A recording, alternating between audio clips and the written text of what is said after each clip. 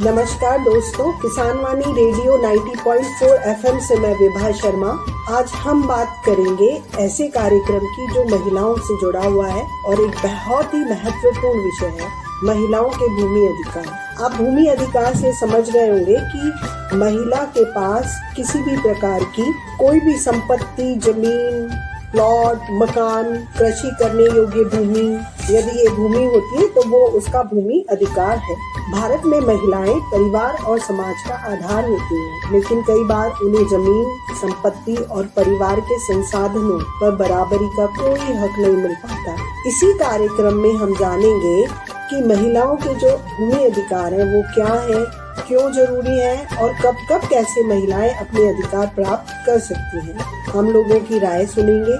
हमारे इस कार्यक्रम में आने वाले जो विशेषज्ञ हैं उनसे हम जानेंगे कि किस प्रकार महिलाएं अपने भूमि अधिकार को प्राप्त कर सकती हैं और किस तरह से उन्हें अधिकार मिल सकता है। कुछ महत्वपूर्ण संदेश भी आप तक पहुंचाएंगे। चलो हम बात करते हैं कुछ विशेषज्ञों से।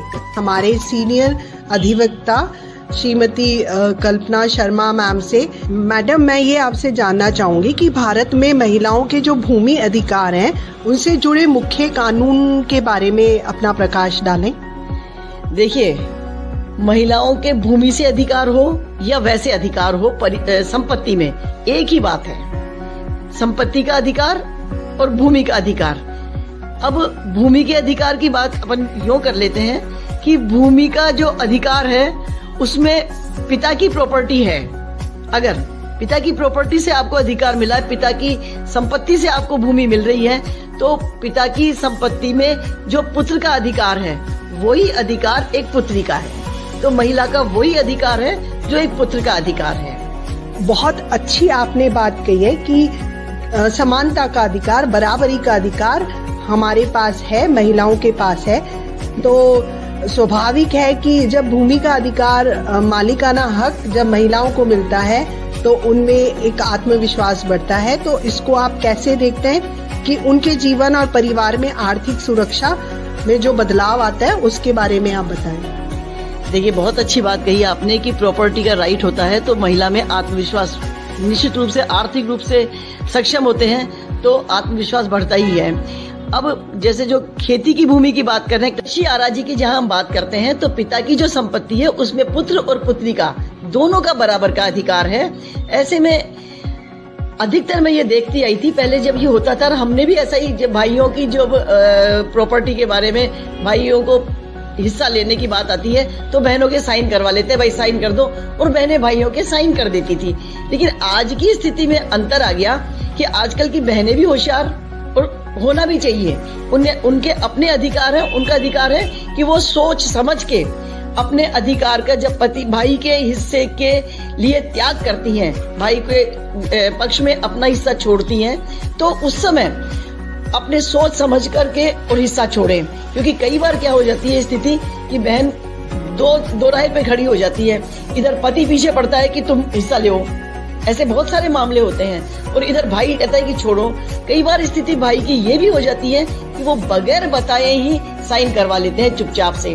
तो ऐसा भाई भी बहनों के साथ नहीं करे, और बहनें अगर अपना अधिकार छोड़ रही हैं तो वो समझ के, सोच के, सारी बातों को देख के वो फिर अधिकार छोड़े। क्योंकि जिस तरह से पहले भाइयों में देखते हैं कि भाइयों में प्रॉपर्टी के झगड़े होते हैं, जब अब महिलाएं जागरूक हुई है और पैसा सबको चाहिए और जो उपभोक्तावादी संस्कृति है उसमें महिलाएं भी जागरूक और चाहती भी है लेना, और लेने के लिए समाज के कारण मना भी करना चाहती हैं, तो उनकी दुविधा की स्थिति नहीं रखें वो महिलाएं। उनका आत्मविश्वास, अपनी खुद के पास प्रॉपर्टी होगी तो उनका आत्मविश्वास होगा, चाहे वो अपनी प्रॉपर्टी भाई को दे, कुछ भी करें, लेकिन स्वेच्छा से दें। मैडम, आपने बहुत अच्छी बात बताई कि किस तरह से महिलाएं सक्षम हो सकती हैं जब उन्हें भूमि का मालिकाना हक मिलता है। तो लेकिन हम ये देखते हैं कि शहरों में महिलाएं शिक्षित हैं, यहाँ पे मीडिया, प्रिंट मीडिया का भी बहुत प्रभाव रहता है, उससे महिलाओं को कैसे भी करके ज्ञान अर्जित हो जाता है। लेकिन जो भूमि के अधिकार हैं उनके बारे में जो छोटे गांव हैं, छोटे छोटे कस्बे हैं, वहाँ की महिलाएं अपने भूमि अधिकार के लिए किस तरह से प्रयास कर सकती हैं, उसके बारे में आप थोड़ा ही जानकारी। देखिए, वैसे तो आजकल महिलाएं चाहे गांव की हो चाहे शहर की हो, प्रॉपर्टी के बारे में सब महिलाएं जो आती हैं वो बहुत अच्छी तरह से ज्ञानवान होती हैं, और वो नहीं होती हैं ना तो उनके पति या उनके परिवार वाले उनको सिखा देते हैं, समझा देते हैं। आप शहर की महिलाओं को भी ऐसा मत समझो कि वो प्रॉपर्टी के बारे में बहुत ज्यादा जानेंगी, ध्यान देंगी, ऐसा नहीं है। इसमें महिलाओं की स्थिति मोरलेस एक सी ही है, ऐसा है। एक बात मैं और बताना चाहूंगी कि कई बार क्या होता है कि जैसे मान लीजिए, मैं बहुत बार देखती हूँ गाँव में कि जब शादी करते हैं कि भाई कितने बीघा जमीन है, अरे भाई इतने बीघा जमीन है, हाँ कर दो शादी, कुछ नहीं करना, देख लिया खेती बाड़ी है, खूब अच्छा कर लेगी।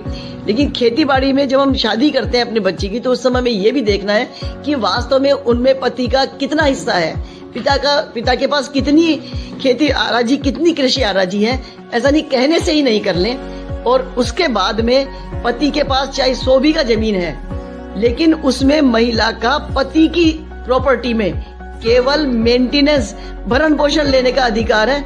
उनकी जो प्रॉपर्टी है जिसमें कि 100 बीघा भी है, तो आप 1 बीघा भी कानूनी रूप से प्राप्त नहीं कर सकते हैं। ये एक बड़ी दुविधा है कि अब पिता की प्रॉपर्टी में तो हम महिलाओं का बराबर का अधिकार है जो पुत्र का अधिकार है, लेकिन पति की प्रॉपर्टी में हमारा कोई अधिकार ही नहीं है। कहने में तो हम दोनों घर हमारे हैं, लेकिन जब पति की प्रॉपर्टी की बात आती है तो उसमें केवल भरण पोषण का अधिकार है, चाहे उसके पास कितनी ही प्रॉपर्टी हो। कृषि आराजी में जब महिला को ससुराल में भी प्रॉपर्टी में बराबर का हिस्सा मिलने लग जाएगा, तो महिलाएं और सशक्त होंगी और उनमें और आत्मविश्वास बढ़ेगा। वैसे तो कानून के साथ साथ राज्य सरकार और केंद्र सरकार महिलाओं के उत्थान के लिए, महिलाओं के आत्मविश्वास के लिए बहुत सारे काम कर रही हैं। ये महिलाओं के प्रॉपर्टी राइट। श्रीमती कल्पना शर्मा जी जो सीनियर अधिवक्ता हैं, उन्होंने बहुत सारी जानकारी हमसे साझा की है। धन्यवाद। हम बात कर रहे हैं महिलाओं के भूमि अधिकार के बारे में। हमारे साथ सीनियर एडवोकेट है जो राजस्व और रेवेन्यू के बारे में बहुत अत्यधिक जानकारी रखते हैं। मैं आपका नाम जानना चाहूंगी। हेमंत विजयवर्गीय एडवोकेट मेरा नाम है।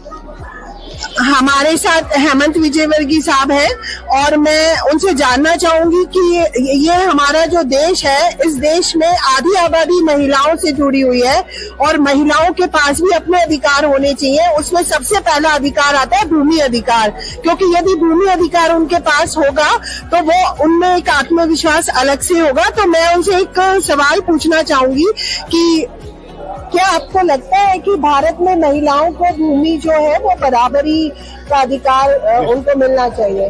भूमि के अधिकारों के लिए मैं 2 विषय रखूंगा इस बात के लिए कि एक तो होता है कृषि भूमि, एक होती है आबादी भूमि। कृषि भूमि के लिए सभी जगह लोकल लॉ चालू होता है। लोकल होता है स्थानीय प्रदेश का कानून होता है। राजस्थान प्रदेश में अपना कानून है और उस प्रदेश के कानून के अनुसार महिलाओं को पूरे अधिकार प्राप्त है। महिला की खातेदारी में जमीन हो सकती है, महिला कब्जा रख सकती है, महिला खेती कर सकती है। इसके अतिरिक्त हमारे यहाँ महिलाओं का, अगर हिंदू महिला है, हिंदू अधिनियम बना हुआ है और हिंदू कोड के अनुसार हिंदू उत्तराधिकार अधिनियम जो है, उसमें आपने सुना होगा पहले बाय बर्थ अधिकार मिलता है, जन्म से अधिकार मिलता है, तो जन्म से अधिकार महिलाओं को मिलता है। ये अधिकार पहले नहीं था, लेकिन अभी 10 साल पहले से अधिकार लागू हो गया कि महिलाओं को भी जन्म से अधिकार मिलेगा। तो उस क्रम में उत्तराधिकार में जब कोई संपत्ति मिलनी है तब भी अधिकार मिलेगा, तो जब पैदा हो गई लड़की तब भी अधिकार मिलेगा कृषि भूमि के। इसके अलावा हिंदू सक्सेशन एक्ट बना हुआ है। हिंदू सक्सेशन एक्ट में धारा 14 ये कहती है इस बात के लिए कि उसको आत्यंतिक अधिकार होगा, एब्सोल्यूट ओनरशिप मिलेगी लड़की को। लड़की को कोई प्रॉपर्टी मिली है, लड़की की प्रॉपर्टी जो भी होगी, चाहे वो उसको उत्तराधिकार मिली हो, उस परिस्थिति में भी ये नहीं कहा जाएगा उसके बच्चों के लिए कि साहब बच्चों का इसमें अधिकार हो गया। बच्चों का अधिकार नहीं होगा। महिला के लिए वो हर परिस्थिति में उसका एब्सोल्यूट राइट होगा, आत्यंतिक अधिकार होगा और वो उसको वैसे मिला है सेल्फ एक्वायर्ड प्रॉपर्टी उसकी है, वो स्वअर्जित संपत्ति उसकी हो। तो इस तरह से महिलाओं को उसमें भी अधिकार मिलेगा।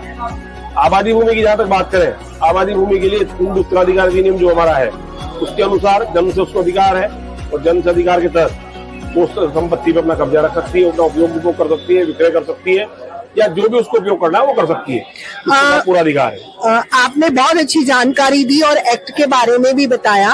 मैं एक और आपसे जानना चाहूंगी कि जब महिलाओं को उनका खुद का भूमि का अधिकार मिलता है तो ये अपने आप में बहुत बड़ी बात होती है, तो क्या उनमें आत्मविश्वास बढ़ता है? ऐसा आपको, क्योंकि आप खुद पेशे से एक वकील हैं, तो आपके पास ऐसे बहुत सारे केसेस आते होंगे, तो आप क्या कहना चाहेंगे इस बारे में? महिलाओं में आत्मविश्वास बढ़ना चाहिए। इसके लिए संपत्ति जमीन हो ये ही पर्याप्त नहीं है।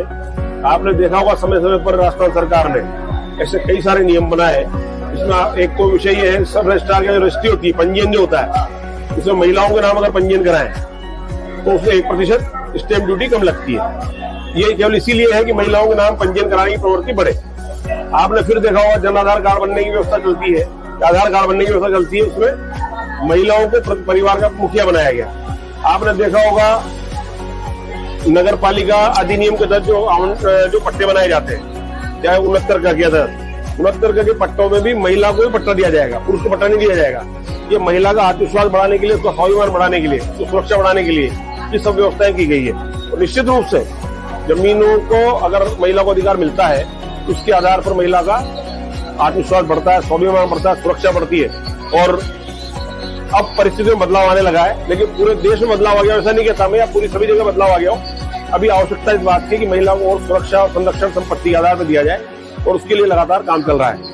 एक मेरा लास्ट क्वेश्चन है कि गांव में, कस्बों में, क्योंकि शहरों में तो ये देखा जाता है कि जानकारी उन्हें बहुत तीव्र गति से मिल जाती है महिलाओं को, लेकिन गांव और कस्बों में जानकारी के अभाव के कारण उन्हें ये नहीं पता होता कि उन्हें जो उनकी भूमि है उसके अधिकार के लिए उन्हें क्या प्रयास करने चाहिए। अगर आप इसके बारे में थोड़ी जानकारी देना चाहें। निश्चित रूप से गाँव में भी उतनी जागरूकता नहीं है, लेकिन सरकारों के माध्यम से विधिक साक्षरता कैंप लगाए जाते हैं। और मेरा सभी गांवों की महिलाओं से, शहरों की महिलाओं से आग्रह इस बात के लिए कि आपको जानकारी जहां मिलेगी विधिक साक्षरता कैंप लग रहा है, वहां उनको जरूर जाना चाहिए। दूसरा, सभी अपने जितने भी जिला मुख्यालय होते हैं, उन जिला मुख्यालय पर भी एक लीगल एड कमेटी बनी हुई होती है, तो वहां जाकर के अपनी बात कह सकती है लीगल एड कमेटी की भीतर, और अपनी बात पर जवाब उसको मिल सकता है। एक काउंसलिंग सेंटर बना हुआ होता है, काउंसलिंग में भी अपनी बात को कहकर उसका जवाब प्राप्त कर सकती हैं। और अगर समर्थ है, पढ़ी लिखी है, तो जिला कलेक्टर कार्यालय होता है, आपकी जो भी ग्रीवेंस है आप सामान्य आवेदन के माध्यम से जिला कलेक्टर को देंगे, तो जिला कलेक्टर उसको उचित मार्गदर्शन के साथ उचित फोरम पर तो आपके आवेदन को भिजवाएगा और आपको सूचित किया जाएगा। तो एक छोटी बात है, उसमें मोबाइल नंबर आपका लिखेंगे तो मोबाइल से भी सूचना हो जाएगी, पूरा पता लिखेंगे, पते के आधार पर डाक से नोटिस आप तक आ सकेगा। तो जानकारी करना चाहिए, कभी भी ये नहीं मानना चाहिए मेरा कुछ नहीं होगा। अगर जो चीज आपको लगती है उचित है, वो सबके लिए उचित है, कानून में भी उसी को लिखा गया है जो उचित है, तो आपको उसकी मांग को करने के लिए उस फोरम पर जाना चाहिए और कार्रवाई करना चाहिए। तो हमारे साथ है एडवोकेट है हेमंत विजय साहब। मैं इनका बहुत बहुत धन्यवाद देना चाहूंगी किसान वाणी रेडियो दिगोद 90.4 FM से। धन्यवाद। तो साथियों, हमने विशेषज्ञों से जाना कि महिलाएं हमारे जो आबादी है उस आबादी की आधी आबादी महिलाएं ही नेतृत्व करती हैं। उन्हें जमीन और संपत्ति पर बराबरी का अधिकार मिलना चाहिए। न केवल उनका कानूनी हक है ये, बल्कि सामाजिक हक भी है, क्योंकि महिला परिवार की दूरी होती है। यदि महिला को भूमि अधिकार मिलेगा तो उनका जो आत्मविश्वास है वो बहुत अधिक होगा, जिससे वो परिवार को अच्छा सुचारू रूप से चला पाती है, क्योंकि उनकी जो खुशी है वो खुशी कहीं न कहीं हमारे परिवार को आगे ले जाने में बहुत सहायक होती है। हर परिवार, समाज और प्रशासन की जिम्मेदारी है कि वह महिलाओं को उनके कानूनी अधिकारों की जानकारी दे और उन्हें उनका हक दिलाने की मदद करे। किसान वाणी रेडियो 90.4 FM से मैं